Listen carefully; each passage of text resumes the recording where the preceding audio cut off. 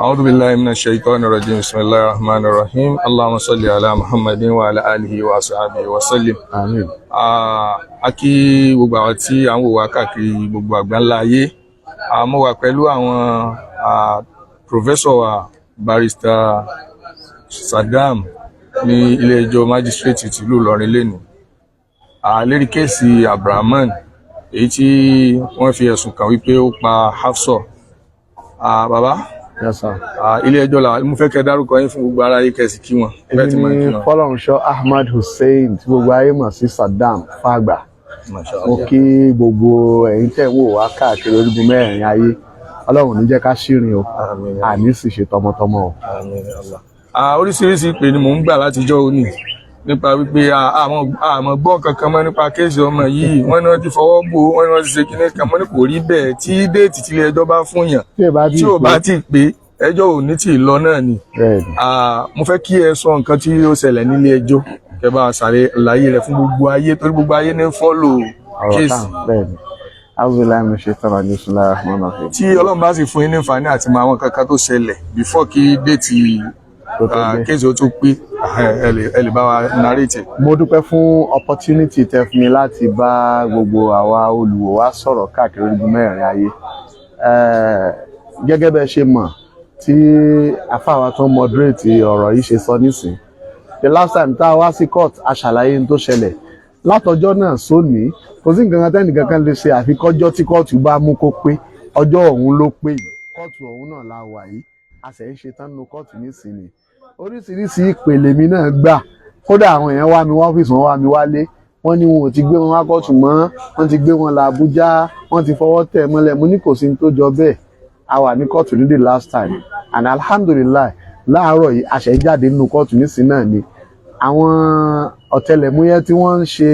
ìtẹ̀síwájú ìwádìí further investigation tá a sọ níjọ́ òní wọ́n gbé wọn wá sí kóòtù lónìí àṣẹjọ túká wọ́n ṣẹ̀ dá wọn padà lọ nísìnyí náà ni lórí ìṣẹ̀lẹ̀ ní kóòtù lónìí wọ́n á fún kóòtù lábọ̀ náà ni pé wọ́n ti fẹ́ẹ̀ parí àwọn ìwádìí tó kù tí wọ́n ń ṣe wọ́n máa ti ń parí ẹ̀ tán wọ́n gbé wọn lọ sí wọ́n tẹ̀ ti fún wa ní déètì high court tí wọ́n ti arraign wọn ní 15th of this month that's next week Tuesday kọ́lọ̀n kó jẹ́ ká mọ̀ bẹ́ẹ̀ dáadáa so mo fẹ́ kí gbogbo wa kí á fọkànbalẹ̀ wípé òdodo òdi ọ̀rọ̀ yìí yóò fojú hàn ìdájọ́ òdodo láàsì rí ń bẹ pẹ̀lú ògo Ọlọ́run àhesọ wípé wọ́n lọ́wọ́ ìnàkí ni wọ́n bá irọ́ ni gbogbo ẹ̀ o kò sí ní tó jọ àhesọ wípé wọ́n ti gbé wọn kúrò nílẹ̀ nìkan kan ò mọbi tán wà mọ́ irọ́ ni o gbogbo ayé ló mọbi tí wọ́n wà wọ́n sì gbé wọn wá kóòtù lónìí tí gbogbo ẹni tó wà ní court premises yìí àwọn tó rí inú kóòtù wọ́n rí wọn gbà tán kó wọn jáde nínú mọ́tò àti gbà tán kó wọn ọbẹ̀ padà àwọn táwa nínú kóòtù a rí wọn tá a fi ṣe proceedings lénìí so ibi tí kóòtù fi ọ̀rọ̀ sí náà ni wípé tán bá ti arraign ni wọn ní high court ní 15th á padà sí kóòtù yìí ní 22nd láti wá terminate FIR eléyìí torí òfin Nàìjíríà ò fara mọ́ kéèyàn máa jẹ́ ẹjọ́ ọ̀daràn méjì pọ̀ lẹ́ẹ̀kan náà lórí ẹ̀sùn ẹyọ kan double jeopardy ni wọ́n ń pè ní abẹ́ òfin ìdí nìyẹn wọ́n máa fi ti gbé wọn lọ ilé ẹjọ́ tó ga gẹ́gẹ́ bọ́n ti gbé wọn lọ síbẹ̀ yìí ní high court wọ́n máa ti arraign ní wọn tí ilé ẹjọ́ ti take plea wọn níbẹ̀ tọ̀ automatically ẹjọ́ ti bí yìí a gbọ́dọ̀ wá terminate rẹ̀ and nta adjourn sí 22nd of this month sí nìyẹn ká fi rí kíní ó ṣẹlẹ̀ ní high court tí nta fẹ̀mí sí ní high court tó bá ti ṣẹlẹ̀ on the 15th that is next week Tuesday pẹ̀lú ògo Ọlọ́run á wá sí kóòtù ti bí ní 22nd láti wá terminate ti bí high court ó máa wá bá ẹjọ́ lọ ní òkè lọ́hùn nígbà tó já sí wípé ordinarily high court náà ló ní agbára láti ṣe ẹjọ́ irú ọ̀ràn tí òfin sọ wípé wọ́n dá ó ti rí nù. Ẹ ṣé gangan fún àfọ̀mọ́ lẹ́kùnrẹ́rẹ́ ní nǹkan bí ìjẹrin sẹ́yìn ní agba ìpè kan wọ́n ní wọ́n ti tún nawọ́ gán àwọn kan tí wọ́n ní ọkà pé àwọn jọ lọ́wọ́ nínú ìṣẹ̀lẹ̀ yìí ẹgbọ́n sẹ́ni òótọ́ ni àbẹ́yìn tí ẹ̀gbọ́n nípa. a ní information kankan nípa yìí o kò sì sí information kankan ní kóòtù nípa rẹ̀ àwọn tá sì kó wá sí kóòtù lónìí wọn ò lé sí 5 tí wọ́n ń jẹ́ tẹ́lẹ̀tẹ́lẹ̀ náà tí a fi sọ pé bóyá rú tó jọ bẹ́ẹ̀ ṣẹlẹ̀ àti gbọ́n kankan nípa ẹ̀. ẹ ṣeun. Èyí tí mo tún fẹ́ béèrè ni wípé nígbà tí ìwádìí sì ń lọ lọ́wọ́ tí wọ́n ní àwọn ò tí ì parí ìwádìí wọn. Yes sir. ṣé ó túmọ̀ sí wípé àwọn ọ̀daràn yìí wọ́n sì wà ní àbí afurasí ọ̀daràn ṣé wọ́n sì wà ní àkàtà àwọn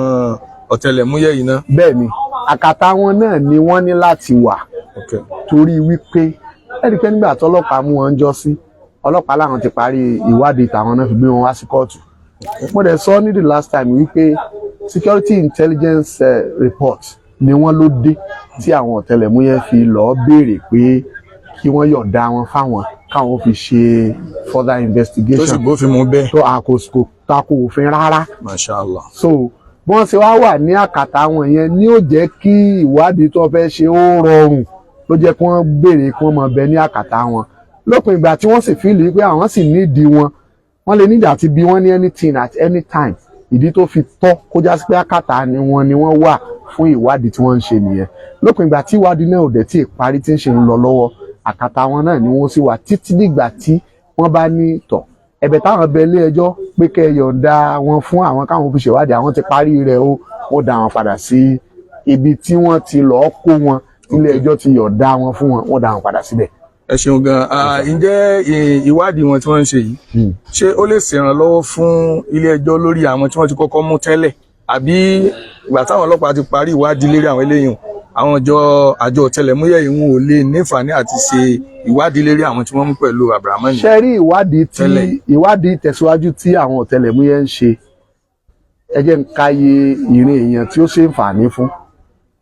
yóò ṣe ń fàní fún gbogbo aráàlú tí ń fẹ́ ìdájọ́ òdodo lórí ọ̀rọ̀ ọ̀hún. Mashallah. torí àwọn náà fẹ́ tan searchlight wọn sí ibi tí wọ́n fìlì kó ṣókùnkùn tí ètí jáde ń bẹ̀ ni ẹ sì rí i pé látara àbájáde ìwádìí irú bẹ́ẹ̀ táwọn bá ṣe yóò fún gbogbo àtàwọn wo ètò yìí tá a sì ń fọ́lú ọ̀rọ̀ yìí káàkiri orígun mẹ́rin ayé ní opportunity àti mọ̀ pàápàá kí ló tún wà ńbẹ̀ tó sápamọ́ tí ò tí ì yọjú tẹ́lẹ̀tẹ́lẹ̀. One àkọ́kọ́ nìyẹn ẹlẹ́ẹ̀kejì ó súnmọ́ kó ṣe ń fàní fáwọn tí wọ́n ti mú lọ́wọ́ yìí ẹni tán bá rí i pé kò ní nǹkan kan tó yí i lára nínú ẹ̀sùn yìí ìwádìí wọn ò fi hàn gbogbo ayé bẹ́ẹ̀. Mashallah. Àti bẹ́ẹ̀ bẹ́ẹ̀ lọ. So gbogbo ẹni tó bá ní interest lórí ọ̀rọ̀ yìí ni ìwádìí tí wọ́n ń ṣe lọ́wọ́ yẹn ó ṣe ìǹfààní fún látara àbájáde tán bá bá jáde. Àdúrà tèmi ó ṣe ni pé àwọn tí ń ṣe ìwádìí ọlọ́mọ ṣàbá wa fún wọn ṣe. Àmín. Ọlọ́run kó mọ̀ jẹ́ kí wọ́n sì ṣe. Gbogbo wa náà ká mọ̀ sì ṣe láàyè wa.